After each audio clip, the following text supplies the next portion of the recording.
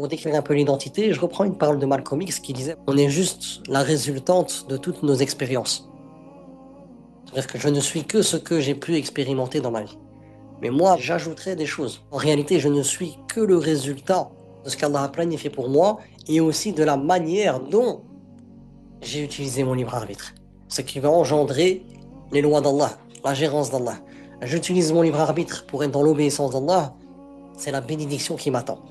La bénédiction et la quiétude, l'âme apaisée, ici-bas, et être apaisé éternellement dans l'au-delà. J'utilise mon libre arbitre de la mauvaise des manières, épreuve éducative pour se réformer, pour sortir de l'âme qui t'incite au mal, nafs amaratum bisu, ou de l'âme qui se blâme, nafs lawama, pour revenir à l'état de quiétude, à nafs al-mutma'inna. Cette âme qui s'est frottée à la réalité de ce qu'Allah subhanahu wa ta'ala la confronte. Allah subhanahu wa ta'ala, on parlait un peu d'identité et mon frère m'a posé la question, Suleiman, pour toi c'est quoi l'identité? Je ne peux tout relier qu'à Allah. Je dis voilà, j'ai mon identité verticale. Comment Allah me décrit dans le Coran, ma nature saine. Ça c'est la description générale de qui je suis. Et Allah nous décrit dans le Coran que l'être humain, il est zalouman, jahoula, yaousa, qanouta, kafura, etc. Donc Allah subhanahu wa ta'ala il dit que l'être humain de base, il est injuste, il est ignorant, il est ingrat. Il veut vite, il est ajoula, il veut vite les choses. Et il est manoua aussi. Quand il a quelque chose, il prive, ça c'est de base. Allah il dit لقد خلقنا الإنسان في أحسن تقويم ثم رددناه أسفل سافلين إلا. Donc Allah il dit il a créé l'être humain de la forme la plus parfaite, que ce soit physique ou bien au niveau de l'âme. Les deux. Et Allah il dit ensuite qu'il nous a mis au plus bas. Donc dans notre nature saine, eh ben, on est injuste, etc., etc. Mais Allah il dit sauf إلا الذين آمنوا وعملوا الصالحات. Sauf ceux qui croient en Allah, qui font ce travail de tawhid comme on est en train de faire, et qui traduisent ce tawhid en respectant aussi l'unité d'Allah dans sa divinité, qui est l'application de ce tawhid, de l'adoration. Et donc de ce fait, ces personnes-là, par la grâce d'Allah subhanahu wa ta'ala, eh ben, comme de base ils sont injustes, Allah, dans le Coran, nous donne toutes des règles avec une justice absolue. Et Allah, c'est lui l'adil. De ce fait, ils ne sont plus injustes quand ils sont en conformité avec la révélation, parce qu'Allah donne la pleine mesure à chaque chose. L'être humain de base, il est ignorant. Allah subhanahu wa ta'ala, par la révélation, nous apprend. Subhanaka la ilma lana illa ma 'allamtana.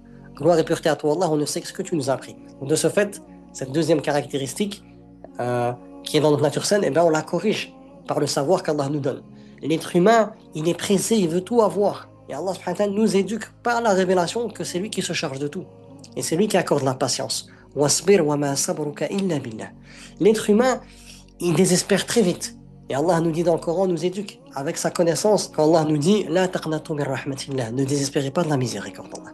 Allah nous apprend sa puissance à travers ce qui se décrit, dans la révélation, notamment à travers l'histoire des prophètes, l'histoire du prophète sallam, l'histoire des compagnons, etc. Et même l'histoire des contemporains qui suivent cette voie droite qu'Allah donne. Et Allah nous permet de sortir de ce désespoir en fait. L'être humain, il est manoua. Comme Allah nous cite dans le Coran, propriétaires du jardin, etc., que voilà, quand ils avaient beaucoup de biens, ils privaient les pauvres. Quand l'être humain a quelque chose, eh ben, de base, il prive. Mais Allah subhanahu wa ta'ala a légiféré l'aumône, notamment la zakat, etc., pour partager ses biens. Donc on voit que, de base, dans notre identité verticale, Allah nous décrit de manière générale qui nous sommes. À l'image d'un iPhone, quand on l'achète, on a tous le même iOS, le même système d'exploitation. Après, c'est à nous d'installer les applications qu'on veut ou supprimer des applications qui sont déjà dedans. Première identité, c'est j'apprends à me connaître d'abord de manière générale à travers la révélation comme Allah me décrit. Après, il y a cette identité personnelle. Et là, cette identité personnelle, elle est liée à quoi? À la seigneurie d'Allah. C'est Allah qui a planifié que j'aurai telle et telle origine, que je vive dans telle et telle famille, que je vais vivre telle et telle épreuve, etc., etc., etc. Donc, à travers tout ce qu'Allah a pu planifier dans ma vie, Allah me permet, à travers mes épreuves, de pouvoir apprendre à me connaître et de voir le potentiel qu'il a mis en moi, parce que c'est lui qui dit dans Surat Al-Hajj, c'est Allah qui nous a choisis pour être croyants. Et donc à travers ce qu'Allah a choisi pour nous, à travers sa planification, qu'est-ce qui se passe? J'apprends à me connaître personnellement. Donc je sais qui je suis généralement, et je sais que c'est par la révélation que je pourrais me perfectionner dans mon humanité. Et à travers les épreuves qu'Allah m'a fait passer, Allah il a développé un potentiel, j'apprends à me connaître. J'apprends à me connaître, à cerner mes forces et mes faiblesses. Donc ça, c'est mon identité personnelle. Et qu'est-ce qui se passe aussi, c'est quand on donne sens à nos épreuves, on apprend à voir ce qu'Allah nous a donné comme bienfait. Et de ce fait, après, il y a la troisième identité, c'est mon identité sociale. Qui je suis au niveau de la société, qu'est-ce que je peux apporter à l'humanité. Et ça vient après avoir su qui je suis, après avoir donné sens à ces épreuves. Voilà, donc là c'est structuré pour savoir qui on est. Mais tout ça résulte de l'acceptation. Est-ce que j'accepte réellement Rabbi? Ok, c'est Rabbi qui m'a créé. Est-ce que je l'ai accepté? Si je l'accepte, l'indicateur pour montrer que j'ai accepté, c'est est-ce que j'apprends à me connaître comme lui me décrit comment je fonctionne? Première étape. Deuxièmement, est-ce que je me connais réellement intérieurement à travers tout ce qu'Allah il a planifié pour moi. Mais ça demande aussi que j'accepte les épreuves d'Allah subhanahu wa ta'ala.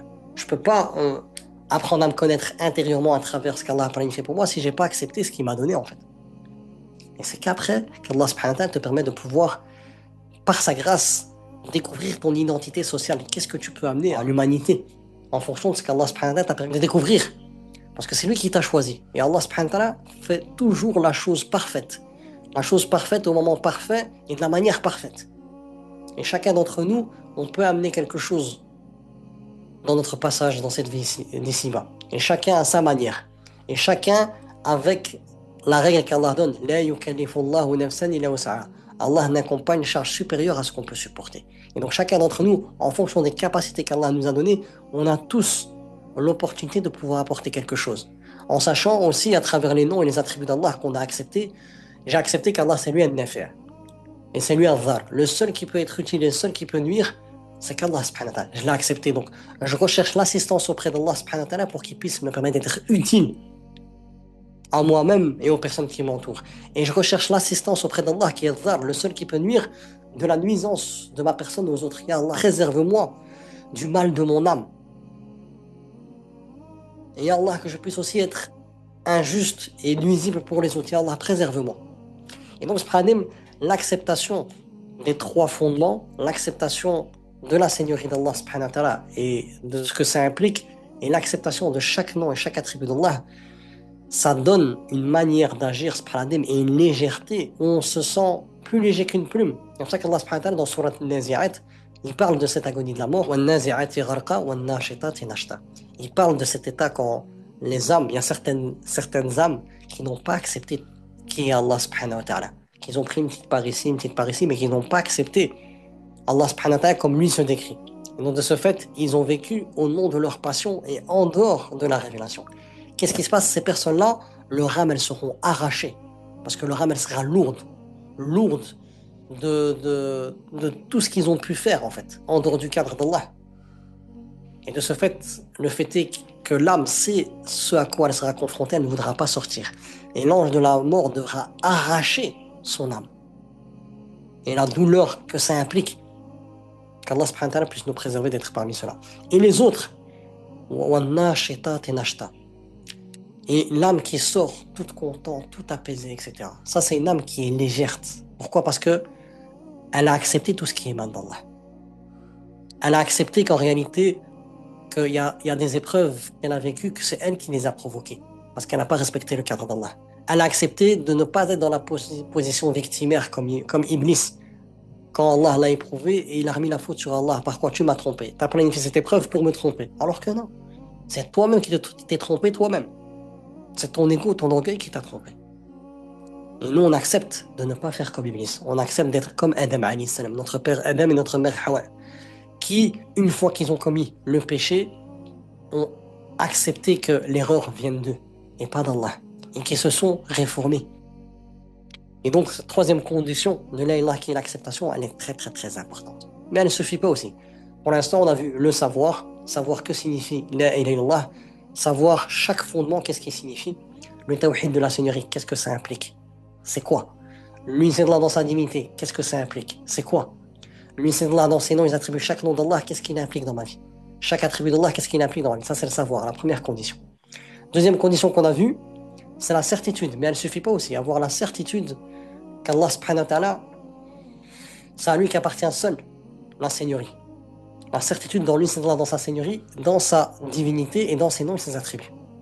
Et on a dit, voilà, qu'alhamdoulilah, voilà, on a tous la certitude par la science parce que Allah, dans le Coran, parle de sa seigneurie, de sa dignité, de ses noms et ses attributs.